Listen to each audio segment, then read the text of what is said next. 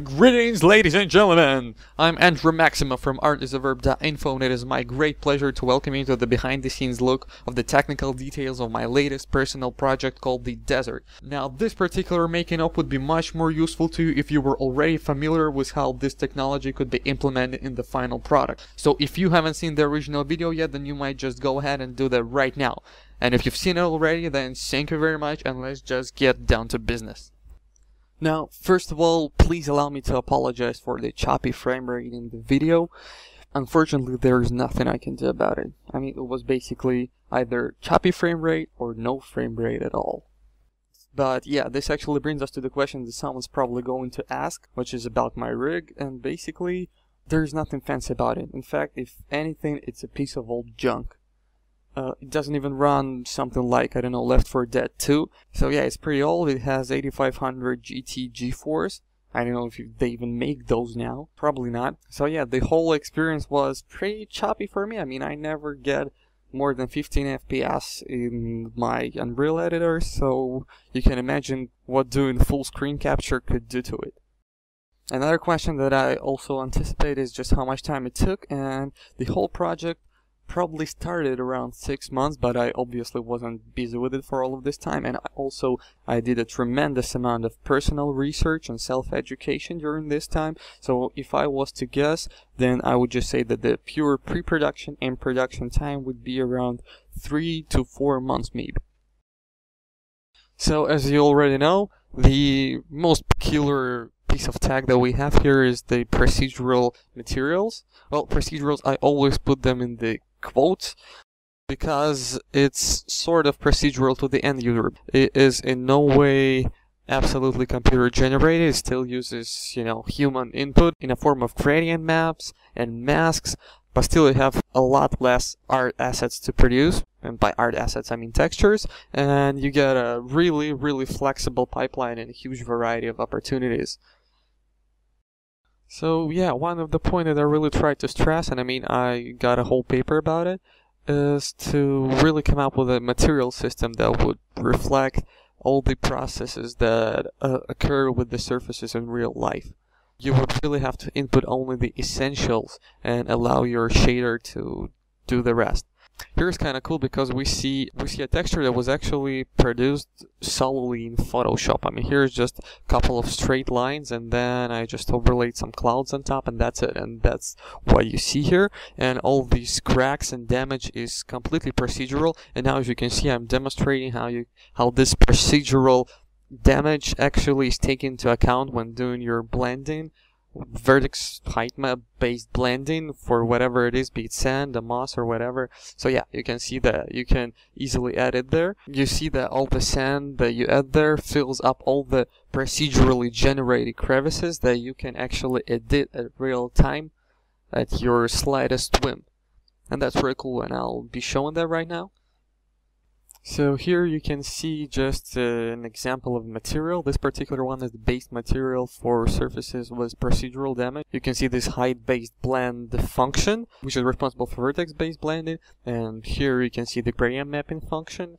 And you see it's not really that complex, and I actually just overcomplicated it a bit to add some texture noise overlay and stuff like that. But basically you can see that these are the 4 nodes, the color nodes that stick in there. And here we have your normal map generation and a lot of, I really love to expose a lot of parameters for myself to really play around with. And here is just one of them. Here is the part of shader that's responsible for the smart damage generation that occurs only on the most protruding parts of your surface, and it basically uses a height map for that, and it's actually quite a simple operation. It really uses for input the height map that you use for your vertex and height map based blending, which basically means that it requires no additional info. And that's really neat, because it's always kind of nice to find the additional and unexpected way to use your resources. So I finally found the material instance responsible for the tiles on the floor, and you can see the damage and the sand and the crevices and everything.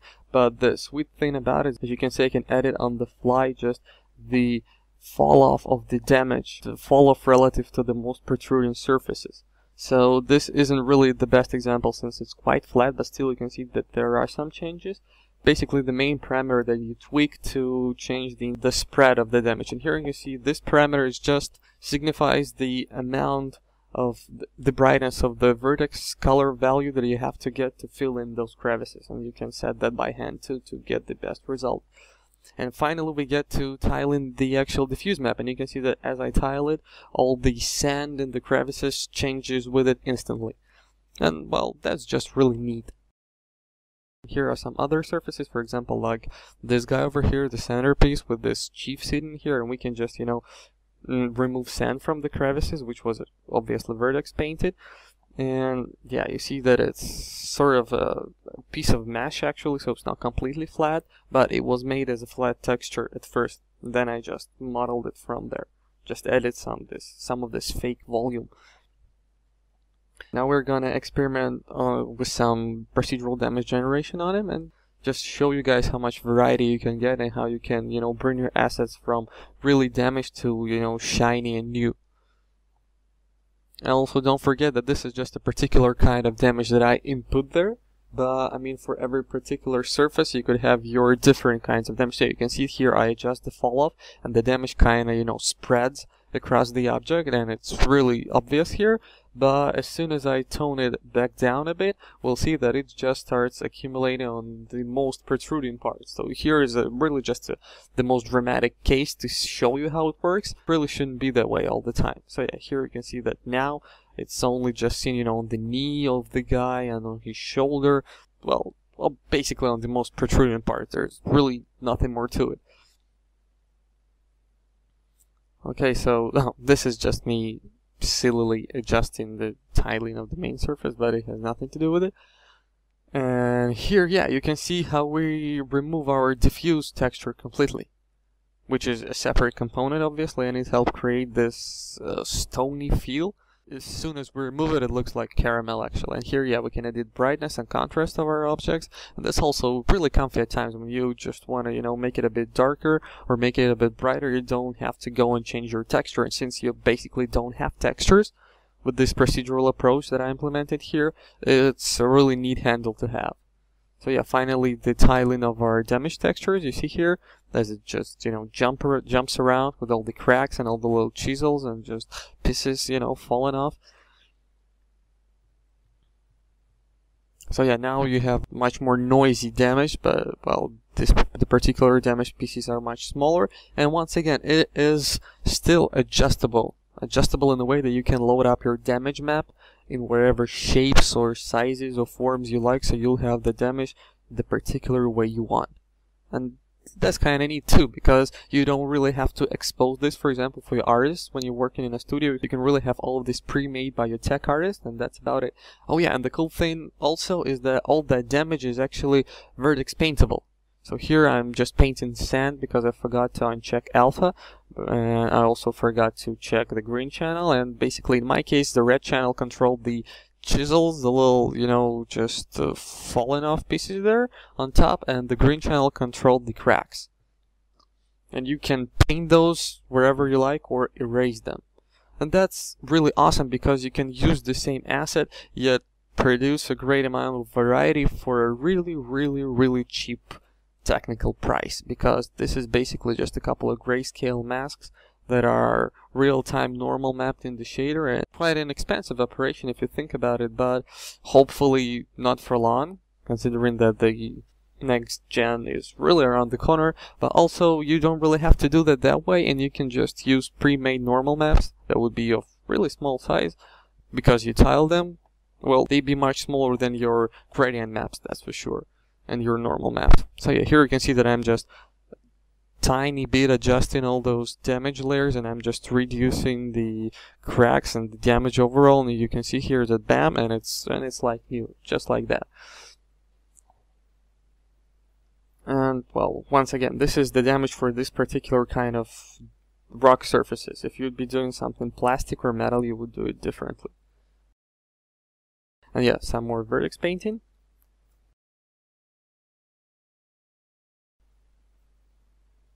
And you can see all this detail. It was just so carefully and meticulously sculpted in ZBrush, and then placed all around during the modeling and the unwrapping phase.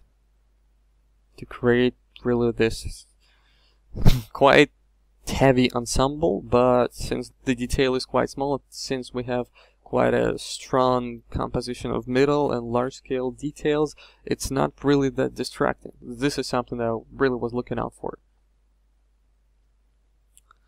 So yeah, right now I want to just quickly demonstrate you the Vertex Offset that accompanies the Vertex Painted Sand, just to allow you to create a smoother transition.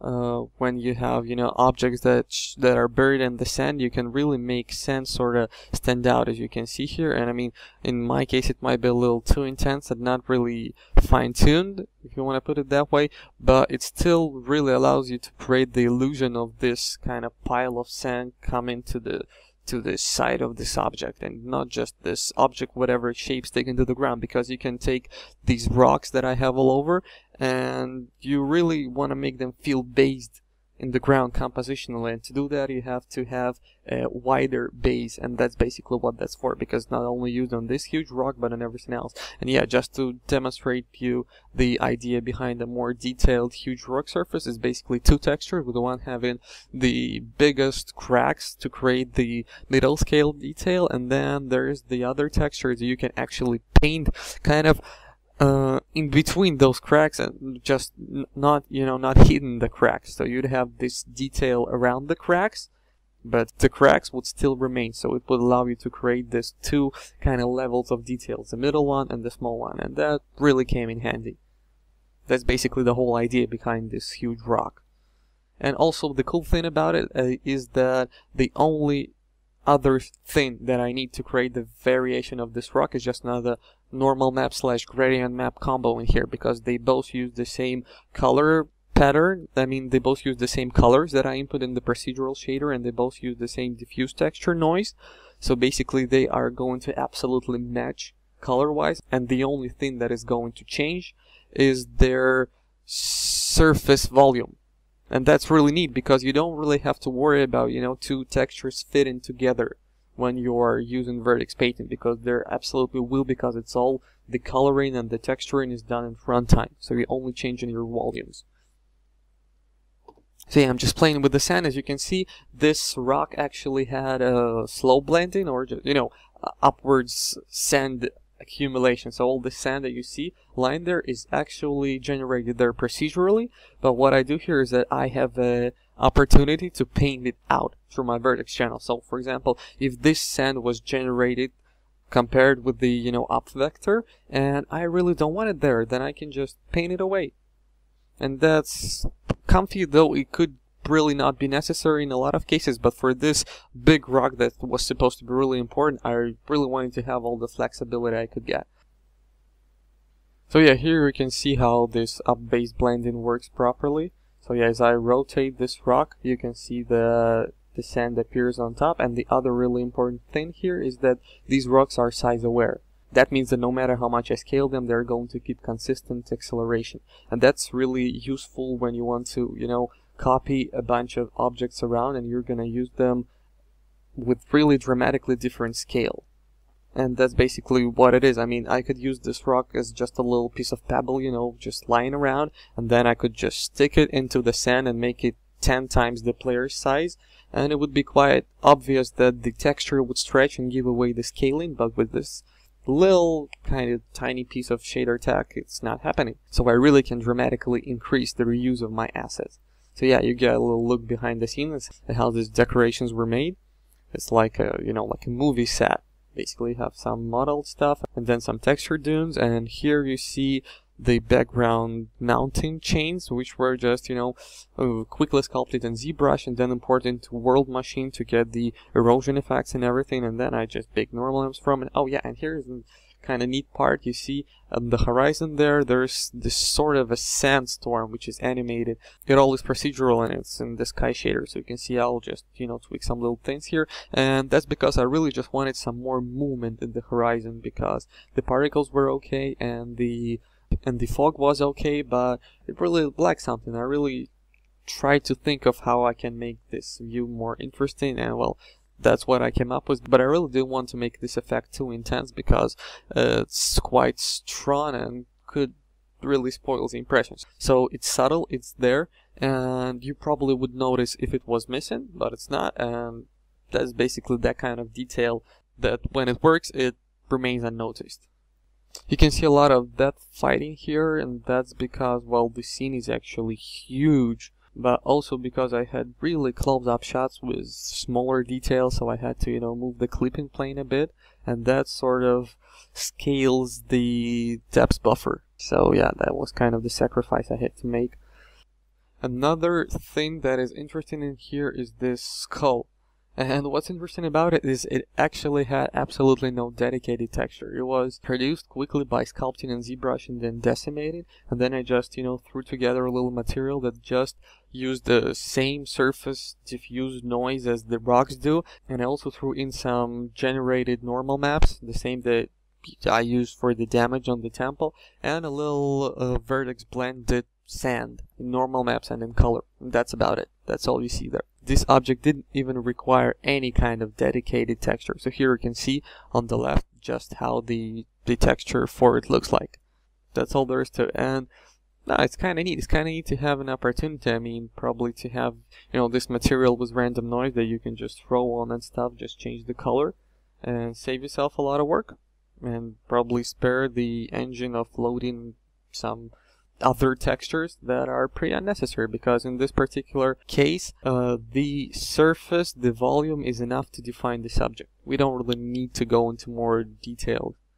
And even though we're showing it pretty up close, it still holds up pretty good. Hey, also you can notice that there is this distortion effect in the air from the heat, and it's a nice touch in the desert.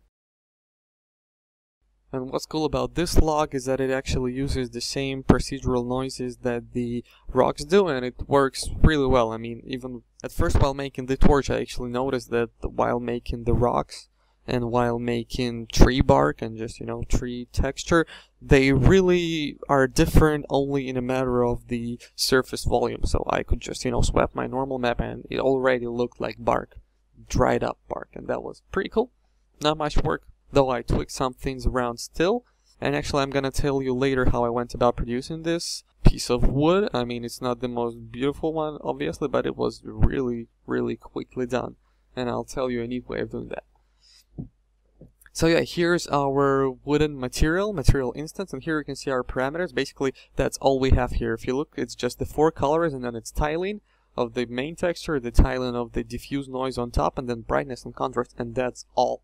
That's all you get here. So as you can see, I'm taking the lowest color point there, and I change it slowly to bluish kind of green, and this one I also changed to a warmer green tone. Why did I do that? I do that to demonstrate you guys that basically if I was having this exact piece of wood in an overgrown environment, I could just change a few colors and imitate moss growing there in the crevices of these surface volumes.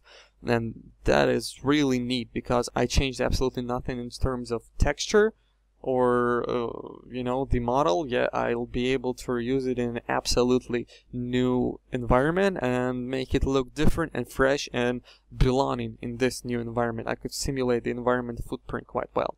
So you can see me just playing around with the color values. And now I'm probably gonna just demonstrate that there is tiling and how the diffuse texture tiling works. So you can see that, the noise on top starts to disappear and then reappear again. And some brightness tweaks that are also very, very useful at times. And yay, our log is yellow. No more crap. So yeah, now it's white. Whiter. Whiter. So yeah, once again, it's a really neat tech to play, and having written all this stuff, I still get a kick out of it just to find out what else I can do with it. You can see that there are some sand waves that are just, strolling around, and they are also procedural, and the cool thing about them is that they are actually wind driven. They procedurally process the strength and the speed of the wind and the direction of it, and they move and have the according opacity according to the wind strength. So if the wind is really strong, you can see that the sand waves actually start to animate, and basically all the sand is animated here. though it's really kind of slow, so you can see it in the video, but well, what you know, sand moves in the desert. That's just the way it is. The fun fact is that the average sand dune in the desert moves for about 75 centimeters a day. So yeah, it's not really noticeable when you're in this environment for a couple of minutes, but it could be used, for example, for a, I don't know, a time lapse, for example, if you want to create just some exaggerated effect of a strong wind. So yeah, here you can see that I'm rotating the wind actor and how my procedural projection of the texture changes. I mean, it changes the direction because basically all those sand waves are going to form on the other side of the wind, if you know what I mean. It's just, if the wind is blowing somewhere, then basically the idea was that it's gonna sort of straighten up sand. It's not really that logical in physical way, but it's just an excuse to have a handle to really rotate all the texture projection around, so you won't be confined to, you know, to a single kind of position of sand and all these sand waves. You could really go about it any way you want. And you don't have to unwrap your huge sand wave model, which is also quite a neat bonus, I have to say. So yeah, here you can see that there is actually another texture projected in there, and that's basically the functionality that the sand shader allows. It's because, well, has specific kinds of, you know, sand slopes that have one texture everywhere, and then the other texture on the kind of the most vertical sides. Is basically the sand just comes up on the top of this little hill and then falls down, and where it falls down it doesn't have this wavy structure. It just falls down there, and here it's not a line at all. And well, the texture work is really not the best here, once again, because I didn't really need it for the final presentation. I just couldn't resist messing around with it. Here we have my sand material instance, and I'm just going to tweak the parameters a bit and show you what we've got here. Well, basically, yeah, you see cracks is basically another layer for the cracks that appear. So here I just turned it the way it's supposed to be. And yeah, right now you see it has kind of a tight fall off. I mean, you don't get the sharp edge that you have to, but it's not really the shader anymore, because shader actually uses your vertex normals as input. So in order to just have a sharper edge, you just have to add a bunch of vertices there and just make sure that, I mean, they're facing the right direction. So you'll get a really, really sleek, tight edge there. So here you can see my sand material, but it has a lot of material functions that basically cover most of the functionality. So basically the material itself is mostly, for me, I use it just like a hub for my material functions, because I'm trying to keep things as procedural as possible. So you have these trails that you see here, sand trails. They are actually also wind dependent, and they also kind of rely in the intensity of their wave motions on the wind strengths and direction.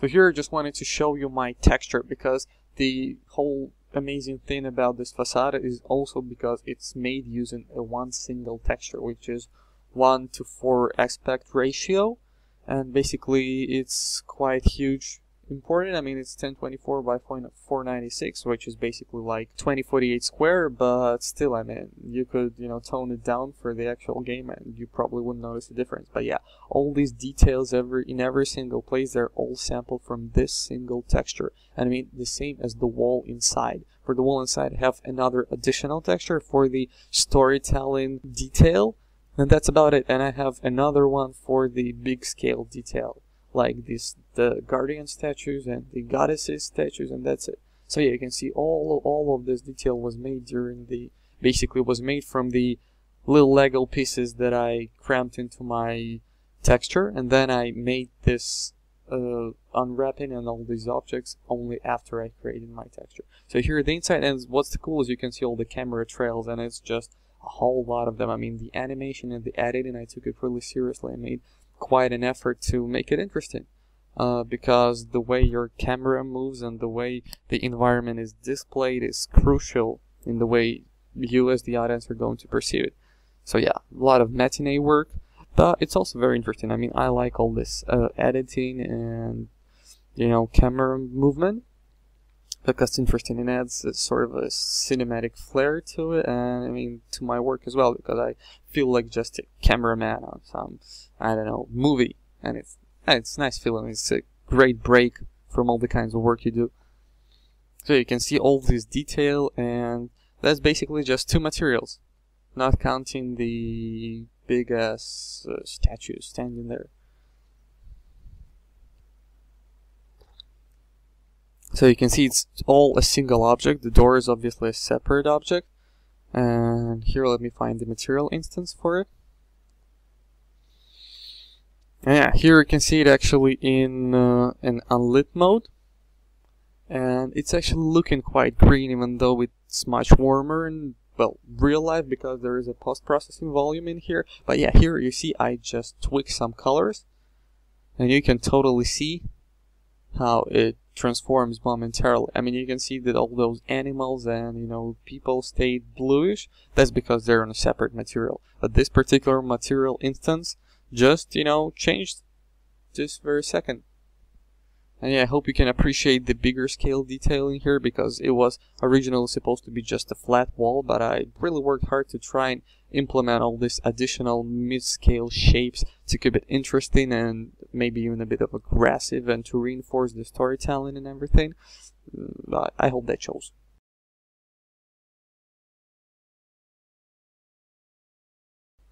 So yeah, just tweaking colors, playing with colors, and well, letting you check out what comes out of this. Because now everything is, you know, acid green with yellow. And yeah, you can do this. That's the main advantage of this tag then. I mean, no matter how crazy your ideas may be, you're just a few clicks away from trying it out. And there is nothing like a good testing and iteration.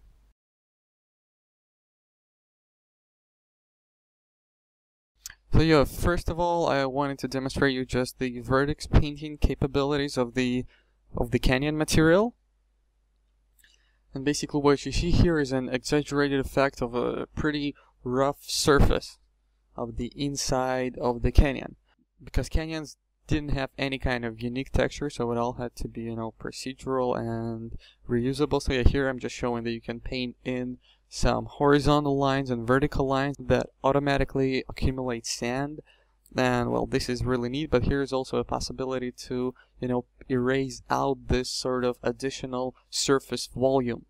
Even though you can see that it actually leaves this highlights from these volumes. That's because I accidentally forgot to include them in the shader, but you can tweak them through the material instance, and basically, you know, making them erasable by Vertex Paint is just a matter of a few seconds. Well, we're not going to do that right now, but you just probably know anyway that it's just a minor issue. And I basically added these diffuse highlights to accentuate the effect, and you can see if you tweak their intensity a bit, you can get a really surreal Tron-like effect, which is kind of neat. I mean, I'm glad I didn't find out about it before I actually wrapped up the final video, because I might have included something that looked like this, and it would be just too psychedelic. Yeah, so anyway, here you can see this Godbray, which is actually from Epic's collection that came with UDK. But what you don't know is the sipping sand that you see later on here from the top. Not these cloudy kind of sipping particle effect, but the one that actually is falling down is also the absolute same object with absolutely same material, just tweaked material instance parameters, because I was sort of looking for a way to do it really quick, and basically I just changed the tiling of the smoke in this light beam, and it worked. It looked like it's just sand falling down. And yeah, the thing that really made this material work, this canyon material work, is slope sand generation. I mean, it was just crucial because it created these two surfaces and kind of helped me distinguish what's facing up, what's facing down, and created a, well, really interesting visual experience. And here I'm just, you know, showing the different parameters that the slope material function has. And you can basically tweak the fall off and the intensity and stuff like that.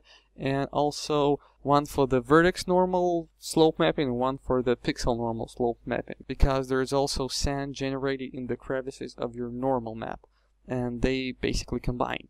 So yeah, where there is possible sand accumulation in vertex terms, I add a normal map term. to make it more detailed. And I basically can tweak the fall off of each and every one of them. And yeah, I can obviously hand paint them if I want to through Vertex color channel. And yet the lighting was kind of tricky part. I mean, I don't know if someone might think that it was pretty intense, but I'm really a sucker for strong lighting. I really like exaggerated shapes and exaggerated lights. So I mean, even when I do something realistic, I really make an effort to go bold.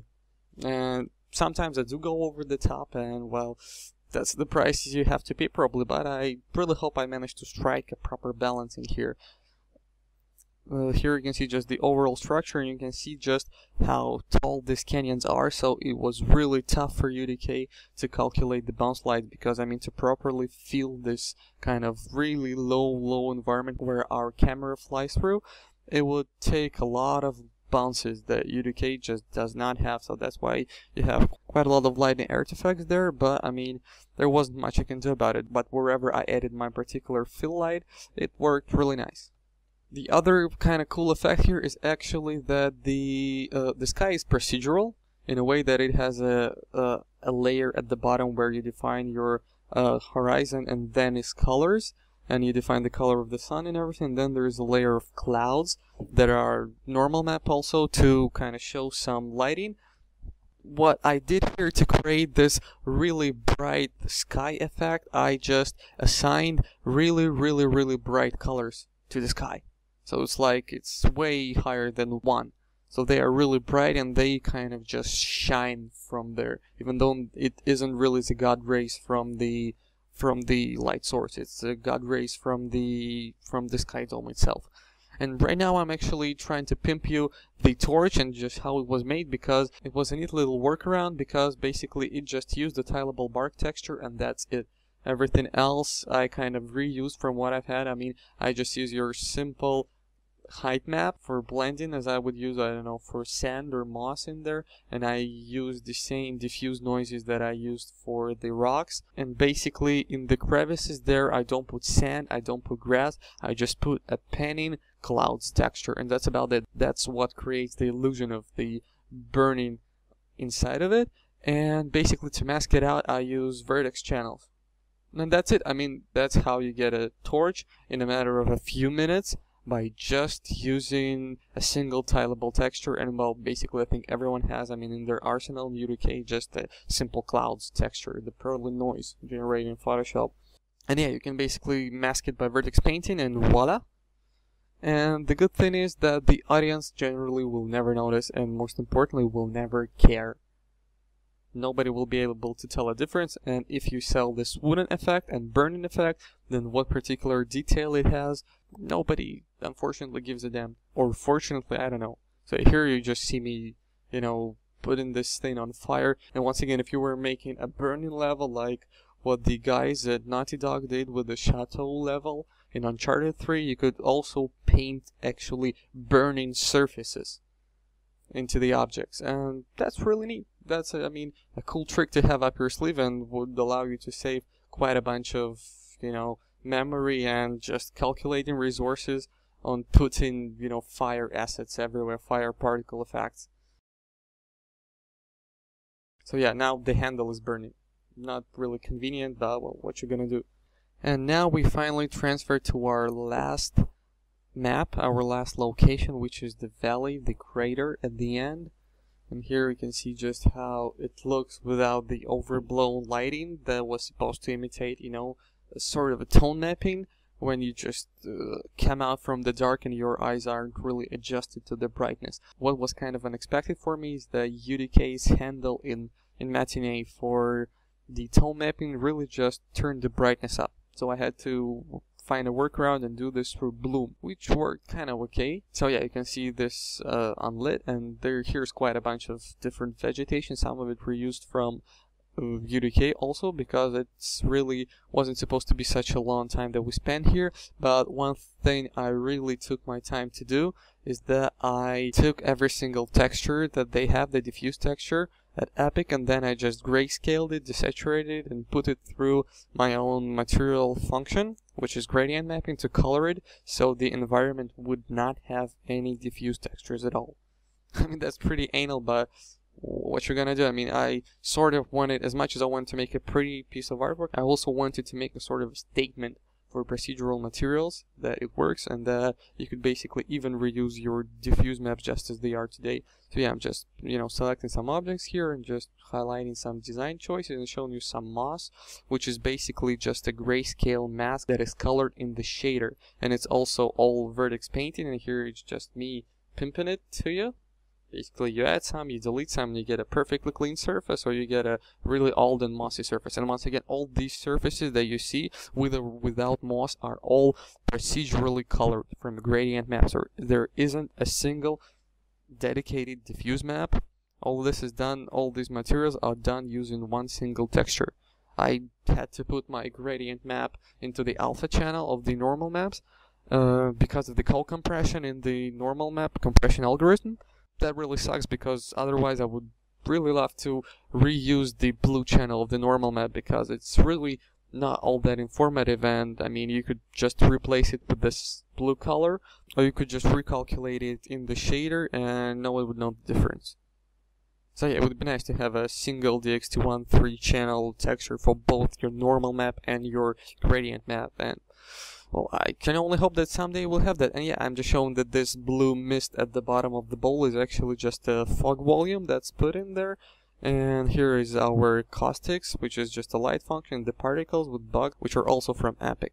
And here's the view of the valley, and basically the rock structure has a compound material of 3 different textures, one for vegetation, which is also the absolutely same texture that is used for moss, is used on these huge rock surfaces to imitate grass or forest or any kind of that stuff. And here you can see how our desert is really working the way it should. I mean, this particular place turned out nice, and if it wasn't for the lots popping up, obviously. But I mean, I could have even done a little fly through around here, but unfortunately I didn't.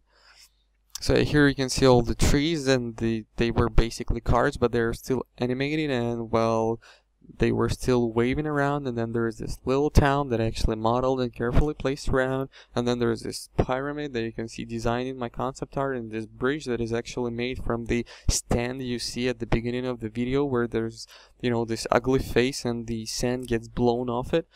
And yeah, so basically the trees, and the trees are also flat cards that are actually normal mapped, so you could get a more interesting result, even though the lighting is coming from the back, so you don't really see much of the normal mapping. But yeah, I also took the time to add some detail to the pyramid, and all the steps you see is actually a highly tiled piece of the patterns texture that I reuse everywhere. So yeah, this pyramid also used absolutely the same texture that uses the facade of the temple or the interior wall of the temple. And you can see this terrace fields and the water that was supposed to be really bright and juicy. And I mean, all these assets. And so don't forget that they were all gradient mapped. I mean, all these leaves look really nice, and they're produced from a single grayscale texture. And what's also really cool is that actually your gradient map could be used as your opacity mask.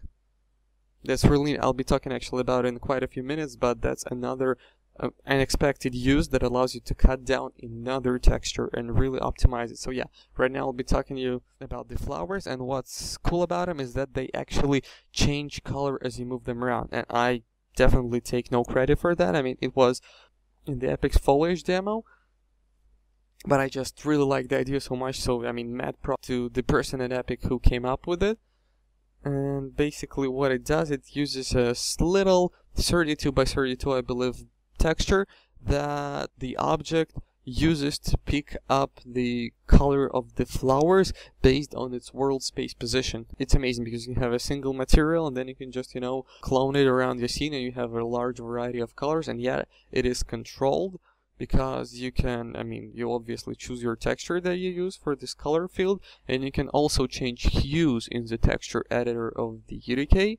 Here I'm showing you the material that makes these flowers, and basically what you see, there is this gradient map coming out of the normal map alpha, and then I use it to gradient map it 2 times, one for the center of the flower, which is violet, and one for the leaf, which is green. This shader is made on top of UDK's default one, so yeah, don't be surprised when you can see some familiar nodes.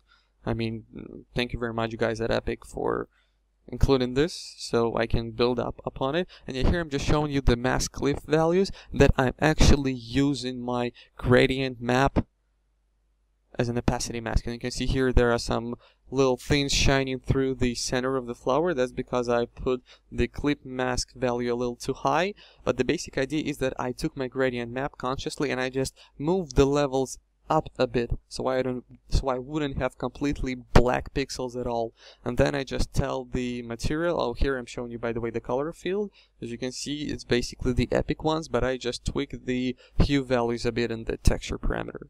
So yeah, and here I'm just showing you that I take the green version of the color texture and then I paint it with this texture sample, but I do not use a mask, and that is really important because Epic actually has a mask for this flower, and instead I found a way to do it absolutely without textures, with just using sphere masks. And as you can see, it completely covers the area I need, making it really procedural and really fast. So yeah, basically, if you want a little rundown of the whole thing, I use a single texture, which is a gradient mapping slash gradient map slash normal map combo, and also this little color field that you see there. And that's about it. For the absolute same material, Epic uses an opacity mask, a mask to color the flower, a normal map, a diffuse map, and the color field. So you can see we're cutting 3 textures here, which would be also pretty big in size. At least they would not be dramatically small. They would not be 32 by 32 pixels.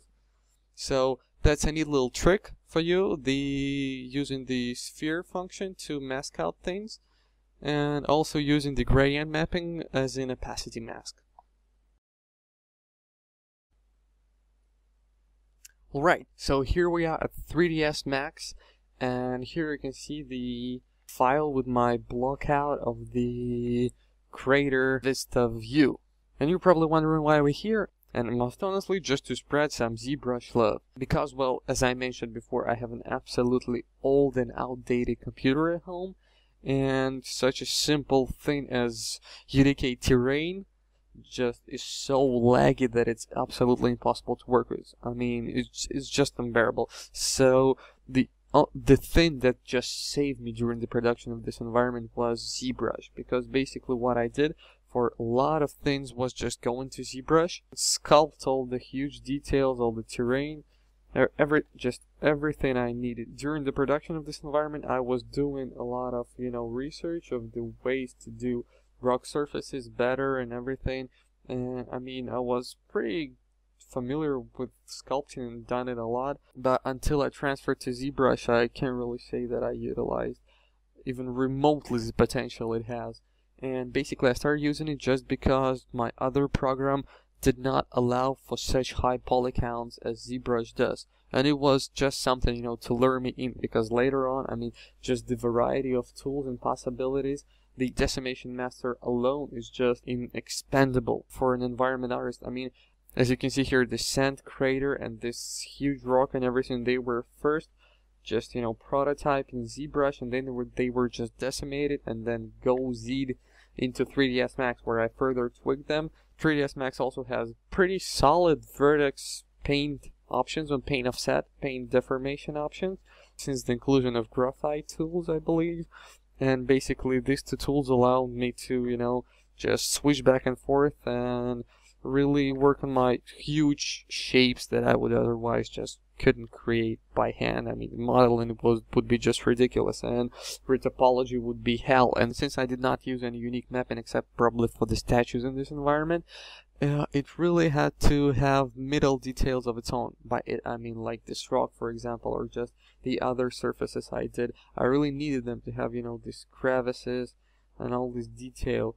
Decimation Master really played its part, and I mean, I now use it absolutely everywhere with all the objects I do, and I mean, with all the props, there's just no need to retopologize anymore. I can just get my stuff out of ZBrush and be done with it, and just get down to mapping. I mean, yeah, the mesh could be messy at times, but still, it's not a big deal usually, and it just needs, at least for me, just a few minutes of cleanup to, you know, beat some shading errors, and that's about it. You can really go in and wrap it. And so I just really wanted to share this particular part of my personal experience, that if you are an environment artist and you really are on the fence about what sculpting program to choose, I would really advise you to go for ZBrush.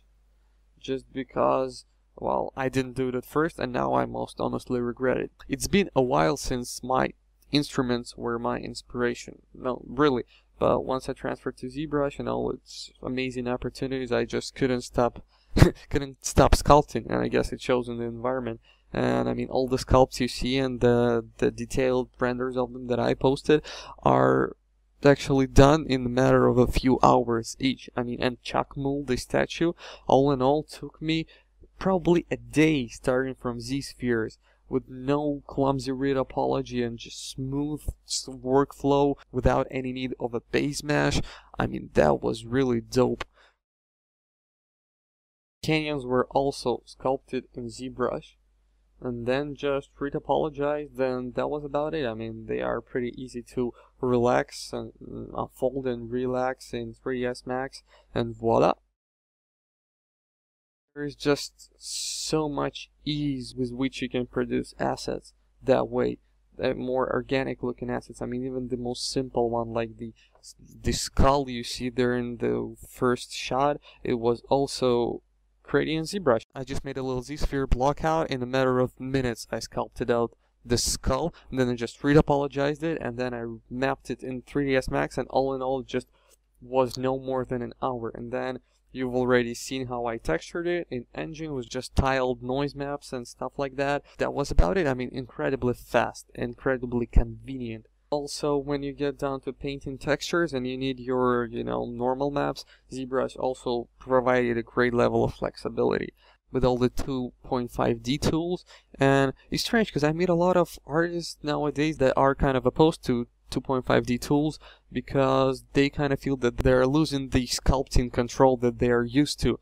But I generally kind of don't see it that way. I'm really lately all in favor of just giving the artist the bigger Lego pieces to play with, I mean, to construct your composition. So if you really miss that control, if something's not going right in your 2 and 5D, then you're probably just done your base meshes and base tools that you use kind of wrong. That's all there is to it. That's all how I see it, because I find it perfectly comfortable. And if I know that I made my, I don't know, bricks or rocks or just rock surface parts alright, then however they, you know, come together, that's just the way it is, because that's the way the individual pieces that I was fully satisfied with combine. I mean, generally it will look okay because you're working on sort of organic surfaces or just, you know, stones, rocks, bricks and whatever, and you can't just really go much wrong there. I know I promised you guys to tell a quick little way to make branches and, well, similar, I guess, organic shapes, and the best way I found actually, and the quickest one, was to use ZBrush and the Z-spheres. I mean, you just go ahead and, you know, create your shape, whatever form it might be. Well, yeah, I guess you catch my drift. I don't really have to go through all of that right now. But yeah, once you create your initial shape, you create a unified skin for it, and then you can just go ahead and sculpt something out. I mean, you see I made this sort of broken ends on these branches, and then you just decimate it and send it to 3ds Max, Rigosi or Maya or whatever you're using, and that is really neat. But as you can see here, I didn't actually do all the little branches sticking out. That's because when you go about doing branches that way, everything is actually welded together, and you don't need that a lot of the time. So to create the little pieces, I just, you know, cut off a little piece here, like this one, for example. And then I just, you know, tweak it a bit, I mean the low poly version, and then I just stick it around wherever I want, quite a bunch of places, and I unwrap it before placing it around. And well, basically there you have it. I mean, it's all just a matter of a couple of minutes, 20-30 minutes, and since I was using tileable textures all over, it was just a, you know, a blast working so fast. And well, once again, thanks ZBrush. I think that's about it. So thank you very much guys for sitting through this whole making of video. I hope you've been able to pick up some piece of interesting info for yourself, or just, you know, get interested enough in shader stuff to try some of it out, because it gives you just some amazing opportunities. And I'm really curious to see what ideas and uses for procedural materials and gradient mapping people might come up with. So if you have any ideas on that subject, feel free to hit me up. I'd love to chat about it. And if you really want to know some more, I have a paper on procedural materials that is linked in the description of this video. That'll hopefully be also useful for you and just clarifying some ideas and theories behind how this thing works. And well, it's been a blast. Thanks for joining me. I'm Andrew Maximov from ArtIsAVerb.info, and you guys be sure to keep it pretty. I'll see you around. I wanna take you to a gay bar. I wanna take you to a gay